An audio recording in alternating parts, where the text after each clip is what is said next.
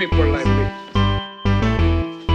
You need people like me so you can point your fingers and say, that's the bad guy. That's the bad guy. That's the bad guy. That's the bad guy. That's the bad guy.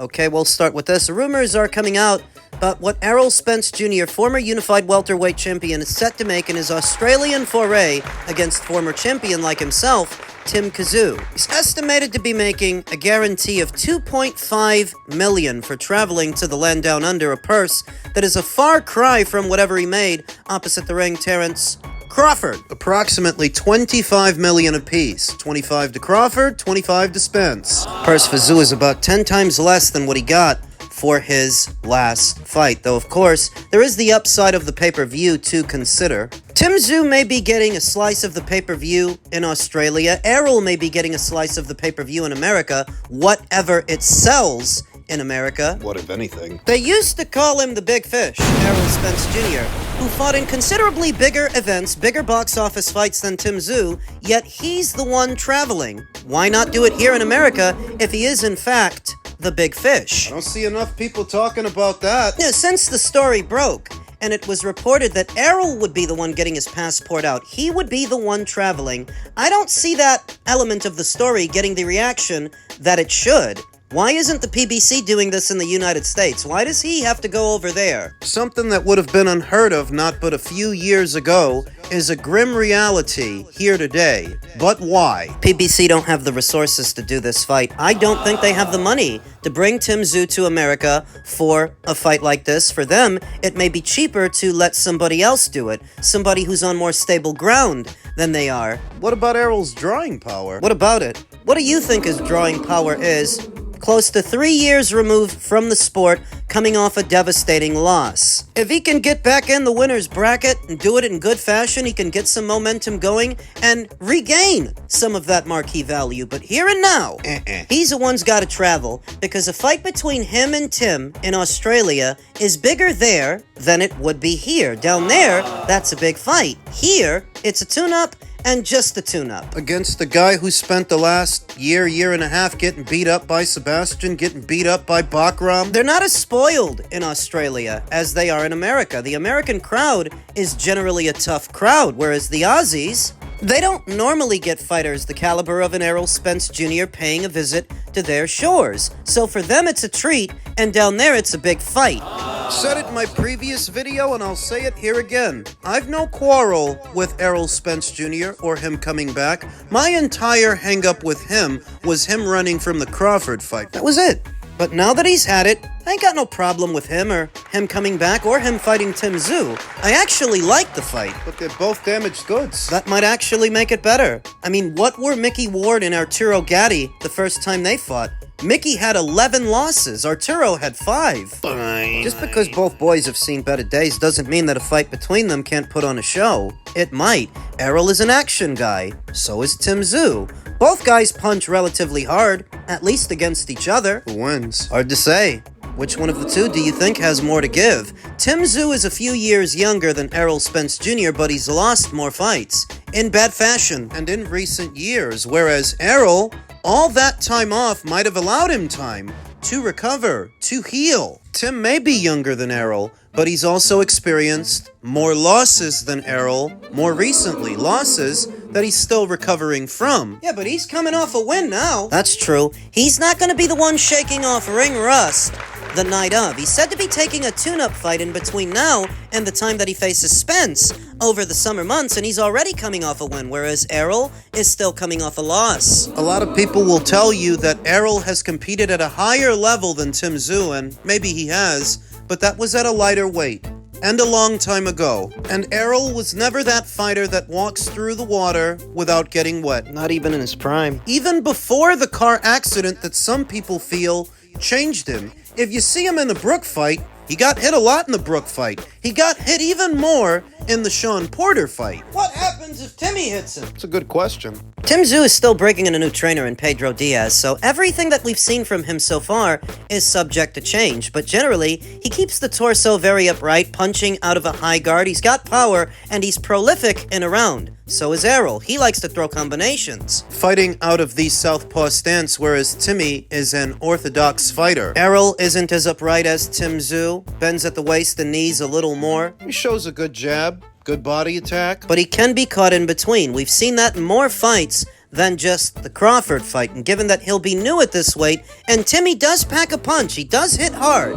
I know it's 50-50 for me, because even if Timmy is younger than Errol Spence Jr., he's been through the ringer in more recent memory from losses that he's still recovering from. Errol's time off may have helped him, but also dulled his reflexes. We'll talk more about the fight as the fight date approaches. In men's heavyweight news, WBC mandate blocks Deontay Wilder's immediate shot at Alexander Usyk! The WBC president has insisted that Agit Kabayel must be next for Usyk after the Ukrainians' planned voluntary defense. He was given that opportunity, and he must fight the interim champion next. That's the ruling, Suleiman said. The interim champion is Kabayel. Usyk is expected to have a voluntary defense next, though nothing has been confirmed yet. What that voluntary now in place, Suleiman says the route will be fixed afterwards. Kabayel is next in line. The German holds the WBC interim belt after stopping Zile Chang and then knocking out Damian Neba. Calm down. It puts a squeeze on every other idea around Usyk's immediate future, including the long-rumored Wilder fight. Wilder is scheduled to face Derek Chisora on April 4th at London's O2 Arena, effectively costing the former champion a route back to his old green and gold belt. At the press conference for that fight, Wilder's manager, Shelley Finkel, revealed Usyk had recently approached them about a possible bout. Usyk's manager, Egis Klimas, has also pointed out that Wilder is one of the biggest names of his era that Usyk has not yet fought. But with the WBC making Kabayel the Mando, next step after the voluntary, there is little room to slot Wilder in for the WBC title without pushing that order back. As much as we like to criticize the World Boxing Council, and they give us plenty of reasons to do so, we can't criticize this order. Agit Kabayel has earned his shot at the big time with wins over unbeaten Arslanbek Makhmudov, unbeaten Frankie Sanchez, the very dangerous Zile Zhang. He's earned his opportunity. But the WBC by themselves simply ordering this fight does not guarantee that it happens, because Usyk could always do to Agit what he just did to Fabio. He could surrender the title. If he does, he still has two that he can defend, the WBA and the IBF. Assuming they don't hop up with mandatories of their own in the not-so-distant future, and assuming that Wilder makes his way past Derek Chisora. A lot of people already think that he's not going to. I believe that the bookies have Derek, the betting favorite. Stylistically, you can see why.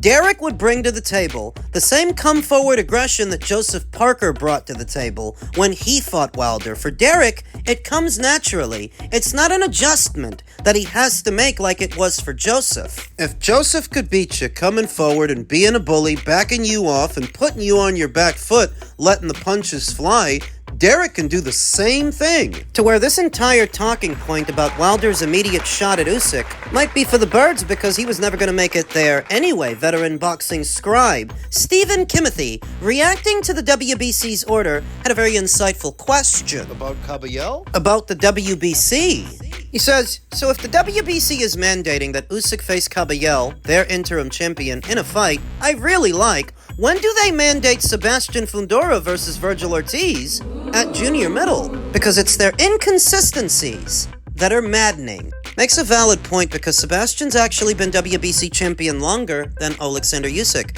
Sebastian became WBC champion in March of 2024, where Usyk became WBC champion in May of that same year. If these two guys have been WBC champions for roughly the same amount of time, why are you ordering Usyk to satisfy a mandatory and not Sebastian? Why are you giving him the wiggle room to fight a voluntary? He already did that 2 times. in Cordell Booker and the second Tim Tszyu fight. It's a valid question. Why is one guy being ordered to satisfy a mandatory before the other? Are you going to order Fundora versus Ortiz? I say it all the time. The WBC are very picky as to what fights they're going to order and what fights they don't. Ask Mauricio, you're going to get a word sandwich that doesn't really explain their rationale. No. Mauricio will explain himself. He just won't reconcile his reason, and he'll say a bunch of shit. A heap of shit.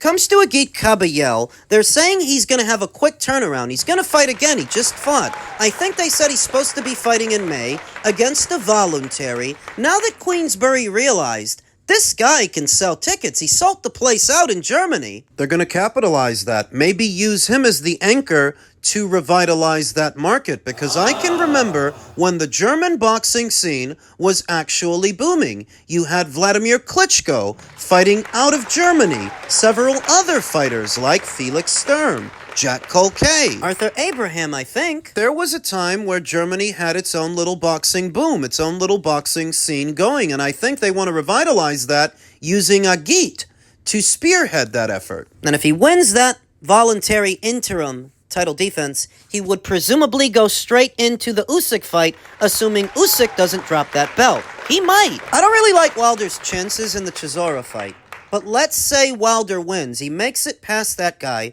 Usyk might drop the green and gold belt to go ahead with the Wilder fight in defense of his other two titles.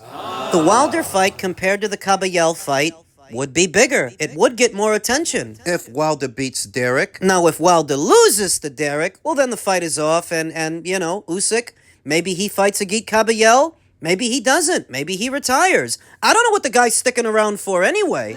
Said the same thing about him that I said about Crawford. You've completed boxing, you've got nothing left to prove, you should probably walk away. Go out on top. Get out while you still can.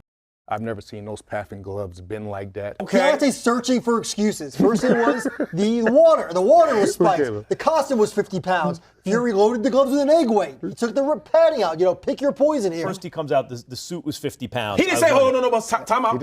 He didn't say that, though. No. That was reported. No. Okay. What he said is that brother cheated with the raps and all No, that. he said that his legs were drained. His from the legs were costume. drained. Yes, Yeah, he did. I didn't hear him say that. He has Gangster. special character, and that kind of special character sometimes requires ego protection. He's doing it for himself, and there may even be some reason to believe that he thinks Tyson Fury cheated, and there's some circumstantial evidence to suggest maybe that happened, and yet I'll pick Tyson Fury to beat Deontay Wilder every time. I remember after Wilder's second fight with Tyson Fury, going into the third, when he spoke to 78 Sports, he said they want to have little to no padding in their gloves, so we're going to have little to no padding in ours. He said that they ran all the necessary checks and they were happy with everything. The whole point of the third fight between Wilder and Fury was to prove that Fury cheated in the second fight. But you didn't do that because you lost the third one too. Think about it. The point of the second fight between them was to settle the draw from the first one. That was the point of the second one. The point of the third was to prove that he cheated in the second one. And you lost them both. I saw Shane McGrady try to give Wilder the benefit of the doubt, saying that he never said his costume was heavy. Yes, he did. I heard that audio myself when Kevin Iole first posted it. Wilder out of his own mouth said his legs were weak because his costume was too heavy. Then he proceeded to blame Kenny Bayless for being a crab-in-the-bucket referee, Mark Breland for spiking his punch. Because remember, he said he was drugged, too. And he blamed Tyson Fury for glove tempering, none of which he ever substantiated. So why is it so hard for people to just admit Wilder's full of shit, he never proved any of this stuff, and he's just a sore loser? Because they drunk the Kool-Aid. Because they want to believe the lie, the hyperbole around Deontay Wilder and what they wanted him to be, what he's not. Got nothing against McGrady, but do you actually think he follows the sport as closely as I or you? Do you think he knows what the first 7 years of Wilder's career actually look like, and who's on his resume? What this big knockout record actually is comprised of? Do you think he knows? And even if he knew, do you think he'd care? No, because he wants to believe the lie. He wants to believe the hyperbole around Deontay Wilder. Malik Scotch tried to qualify it too, giving Wilder's baseless accusations the benefit of the doubt, but never mind that he's been friends with Wilder for many, many years, to the point where people think he took a dive in their fight. So he's gonna stick up for his friend. And what he says doesn't count. The only thing that matters is that Wilder's claimed to have been sitting on proof all this time for the last 5 years, but he has yet to release it, yet to prove any of the things he's saying. You went as far as forcing a mediation arbitration to secure the third fight. You went as far as doing that, but you won't release the evidence you claim to have. The proof. Enough already. You fucking lost. I don't even like Tyson Fury, but it's very obvious what happened there. You've been a protected fighter for a very long time, and you thought you caught him at a vulnerable state. Vulnerable enough that you could beat him, and you were wrong. You gave him a second crack at the apple, and he came back better. Because he's the kind of guy that can do that. Whereas you're the kind of guy said, I don't need skills because I have power. So that when a fighter figures you out, it's supposed to be a conspiracy? Give me a break. Wilder's resurgence ahead of the Derek Chisora fight has led to renewed conversations around his cheating allegations that 5 years later have not yet been substantiated, and they're not going to be, because it's all bullshit. It always was. I think America is struggling with the fact that they don't really produce world-class heavyweights in the same abundance that they used to. Wilder was intended to be the next great American heavyweight. Tent him out to the last of his kind, and look at how he turned out. You know, it's not because he lost. He could have lost with honor. I say that all the time. It's because of how he handles the loss that he's a joke. Muhammad Ali lost. Larry Holmes lost. Mike Tyson, Evander Holyfield, any number of great American heavyweights of yesteryear have lost fights. So it's not simply because Wilder lost, it's because he's acting like such a little bitch. Joe Frazier lost. George Foreman lost. Ernie Shavers lost. So why the fuck does it have to be a national incident when Wilder loses to what is so obviously a better boxer? It's not. It's not a national incident. It's just a textbook case of sour grapes.